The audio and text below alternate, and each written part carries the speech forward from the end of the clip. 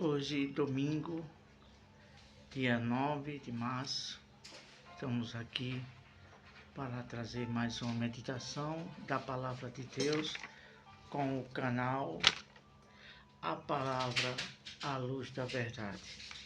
Vamos iniciar com a oração ao nosso Deus. Senhor nosso Deus e Pai, em nome de Jesus te pedimos, nos abençoe nessa meditação. Seja feita a tua vontade, em nome de Jesus. Amém.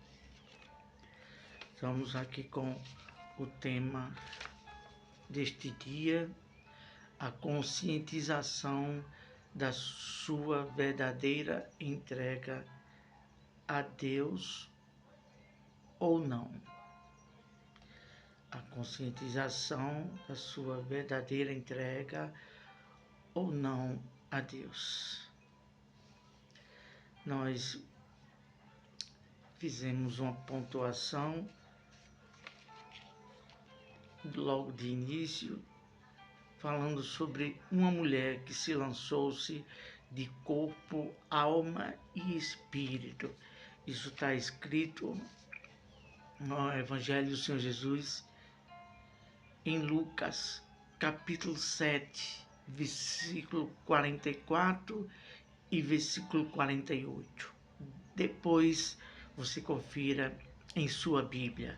Nós não vamos ler para ganhar tempo, mas fala-se de uma mulher pecadora que sabia que Jesus estava na casa daquele fariseu que convidou para estar na casa dele, convidou Jesus. E ali havia um costume, quando alguém visitava e aquela pessoa da casa lavava os pés, dava beijo, ósculo santo no rosto e tinha outras coisas a fazer, ungia. E aquele fariseu não fez nada disso. Então, quando a pessoa prioriza a Deus, sabe o valor de Deus, a gente dá mais honra e respeito a Ele. E aquela mulher estava sedenta, precisando do perdão de Deus. E ela se entregou de corpo e alma. Não teve vergonha com quem estava ali na frente de Jesus. Ela chegou-se e lançou-se aos pés de Jesus e lavou os seus pés com lágrimas. Limpou com os seus próprios cabelos e ungiu com perfume. Assim eu fiz. Isso significa uma entrega, uma sinceridade, um apreço, um desejo pelo perdão de Deus. E é assim que nós devemos estar, sempre aos pés do Senhor. Quando houver uma necessidade de um perdão, de se arrepender de algo, a gente devemos fazer isso, nos humilhar aos pés do Senhor Jesus. A segunda pontuação, um homem que também desejava ter um encontro com Deus e mudar a sua vida, foi Zaqueu. Zaqueu procurava ver quem era Jesus. De uma forma resumida, vamos falar aqui dele. Ele queria conhecer Jesus. E quando conheceu, a mudança foi muito real, foi verdadeira. Ele disse ao Senhor Jesus: se eu estou devendo a alguém, eu vou pagar 4 vezes mais e divido meus bens com o pobre. Então é isso. Jesus não forçou nada a ele. Ele mesmo se dispôs. Então ali aconteceu um verdadeiro encontro, uma verdadeira entrega para Deus da vida e um verdadeiro arrependimento. Vamos fazer aqui uma observação. Deus não força ninguém a fazer a vontade dele, mas ele avisa da vida e da morte. Isso está escrito em Deuteronômio, capítulo 30, versículo 14, que Deus diz assim: eis que ponho a vida e a morte. Escolhe, pois, a vida para que vivas. Deus dá o livre-arbítrio. Quem deve se conscientizar da escolha inteligente e daquilo que é melhor para nós, somos nós mesmos. Então, é eu e você. Quando precisamos do perdão e da salvação de Deus, é quem devemos priorizar, se conscientizar que nós precisamos disso, e isso é o bem maior, que depois da morte é o que nós podemos ter da maior riqueza, a salvação da nossa alma. Continuando, uma reflexão. Pense bem nisso, nessa reflexão, que Deus nos inspirou e nós escrevemos há muitos anos atrás. E aqui vamos fazer agora uso dessa reflexão. Use a sua mente e pense. Tudo aqui tem um fim. Nada aqui é eterno, mas a sua alma, ao passar pela morte, ela continuará para sempre, ou com Deus no céu, ou no inferno com o diabo. A escolha é de cada um. É isso, é o livre-arbítrio. Terceira pontuação que fizemos dessa meditação. Deus nos deixa claro sobre a decisão para pertencer a um só Senhor. Deus nos dá o livre-arbítrio para a gente decidir. Só há dois senhores. Está escrito em Mateus 20, capítulo 6, versículo 24. Não podeis servir a dois senhores. Ou servir a um e aborrecer ao outro. A gente não pode servir a Deus e desejar servir ao mundo, ao pecado e a Satanás. Não há meio termos. Só pode ser um Senhor. A escolha é nossa. Quarto ponto. Paulo provou essa escolha e foi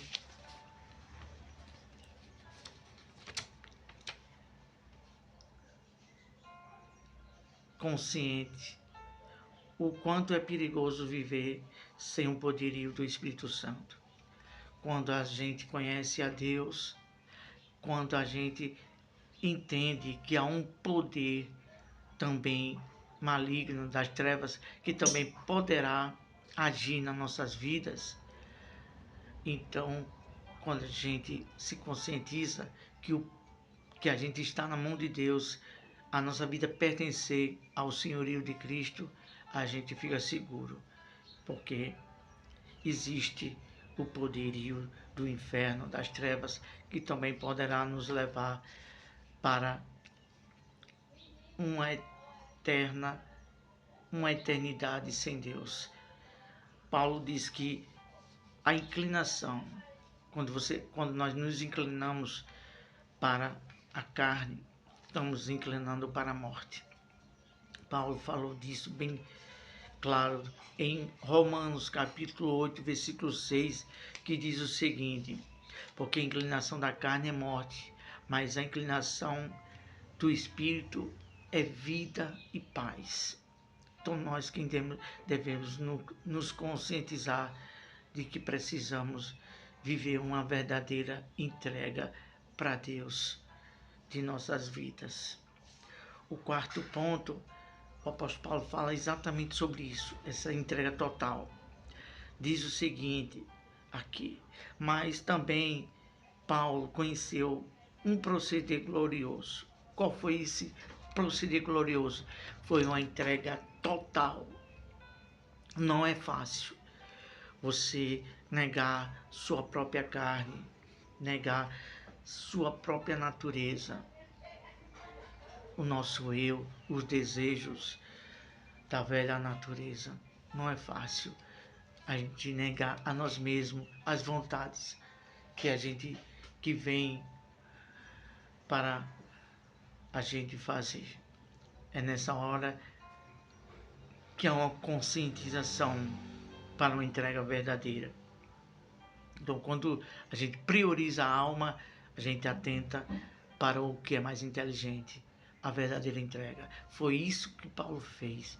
No livro de Gálatas, capítulo 2, versículo 20, ele disse: não vivo eu, mas Cristo vive em mim, e a vida que agora vivo, vivo-a pela fé no Filho de Deus.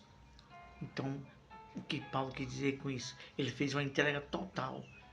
Ele foi inteligente. Ele viu que o viver pela carne leva para a morte, mas o viver pelo Espírito leva para a vida. Então ele se entregou para não mais viver a vontade dele, mas que Cristo é quem reinasse na vontade dele. E isso é que faz toda a diferença numa entrega. E mais aqui adiante nós vamos fazer uma reflexão muito, mas muito gloriosa. Olha só, porque ele entendeu que o poder maior é o de Cristo. Paulo entendeu que o poder maior é de Cristo. Mas vamos mais aqui adiante e já estamos concluindo. Olha só se conseguimos fazer essa entrega de nossa vida a Deus quando nos conscientizarmos o quão miserável é o nosso viver interior sem gozar a verdadeira vida de felicidade. E então nos despojamos do orgulho e da vontade própria e passamos a confiar em Deus e nos entregamos a Ele, e então acontece em nós o verdadeiro milagre, a vida de Deus em nós. Agora vamos revelar à luz da verdade o que significa tudo isso que nós acabamos de ler, que foi uma inspiração que Deus nos inspirou há muitos anos atrás e nós escrevemos. O que significa isso? Quando um ser humano, tanto ele que não serve a Deus, tanto aquele que está na igreja servindo a Deus, se conscientiza: puxa vida, como eu sou miserável, porque o desejo que é certo para mim fazer, eu não faço. E aquilo que eu sei que é errado, findo fazendo.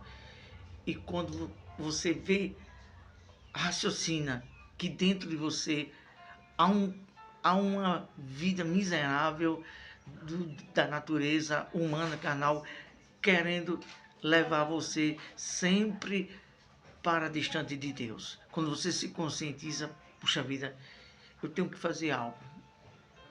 Eu tenho que fazer algo. E que algo é esse? É se entregar, pedir misericórdia a Deus e se entregar verdadeiramente.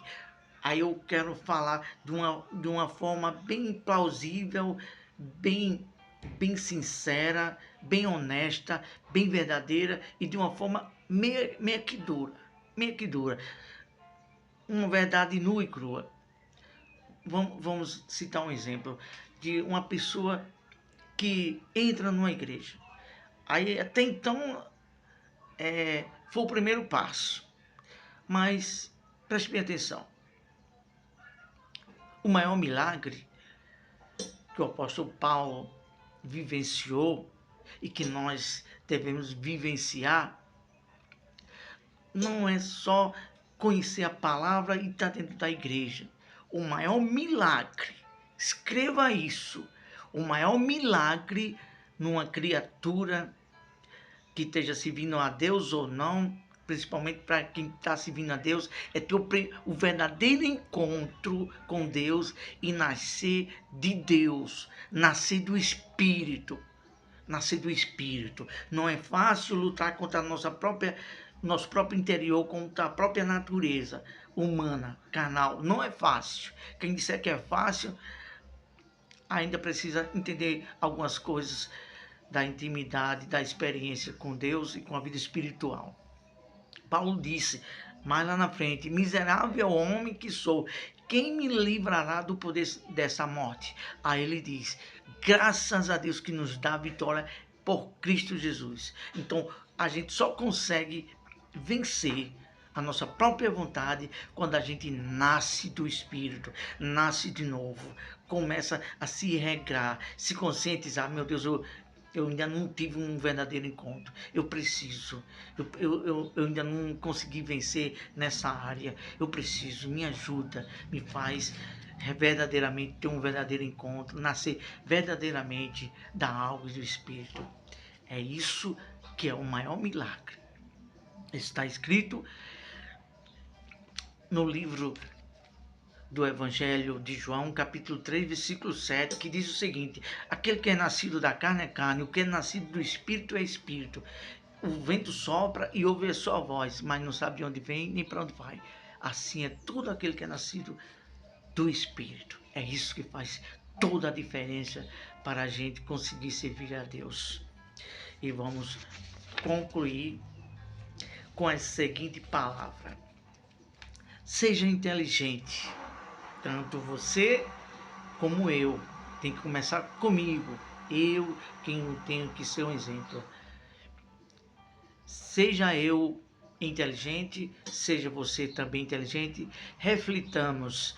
Tudo aqui nessa terra acaba. Um dia tem fim, tem prazo de validade. Mas quem opta para a soberana vontade de Deus permanecerá para sempre com a vida feliz e verdadeira, eterna. Vamos falar com Deus. Amado Deus e Pai, te louvamos pela essa meditação. Abençoe, nos ajuda, nos entregar de corpo e alma com a entrega verdadeira para nós nascermos, vivermos a evidência do maior milagre que é nascer de novo, nascer de Deus. Deus abençoe. Ótimo domingo.